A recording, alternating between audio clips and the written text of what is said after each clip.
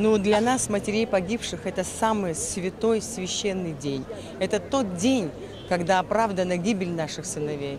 Это тот день, за который они отдали свою жизнь, за нашу свободу, за нашу победу, за нашу независимость и признание. И мы надеемся, что это признание будет мировым.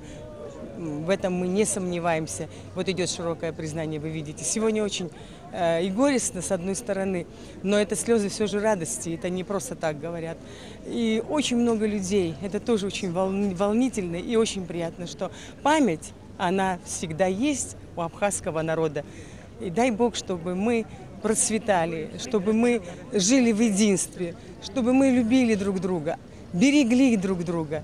Всех благ вам, с Днем Победы, поздравляю.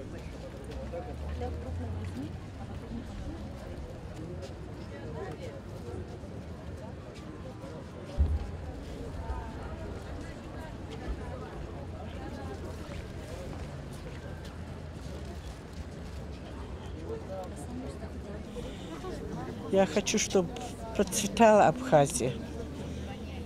Рад, что дети погибли, и что у вас самостоятельность, вот этот мир, чтобы всегда сохранилась. Мы очень хотим, чтобы у вас был мир.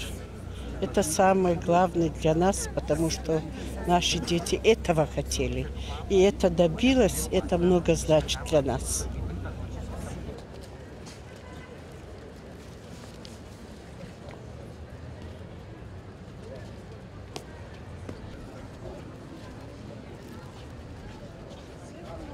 Мы вспоминаем тех ребят, которые сложили свою голову за освобождение Абхазии.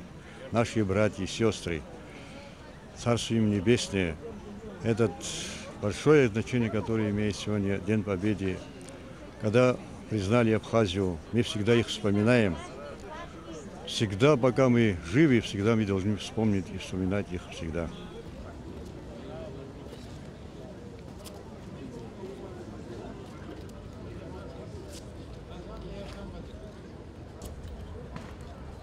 Для меня лично это и радость, и слезы, воспоминания такие. Вот смотришь хронику, все время вот смотришь на нас, на молодых, на таких стремящихся вперед, к победе. А сейчас немножко как-то грустно вспоминать всех.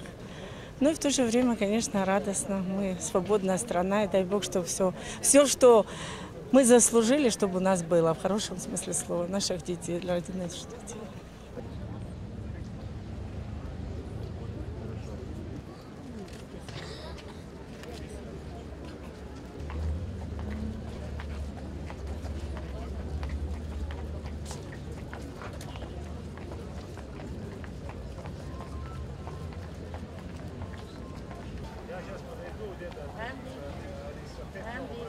Я желаю всем мира, счастья, процветания, а самое главное, чтобы наше новое молодое поколение было счастливым. И никогда над нашим небом, чтобы всю жизнь по мере возможности светило вот такое ясное солнце.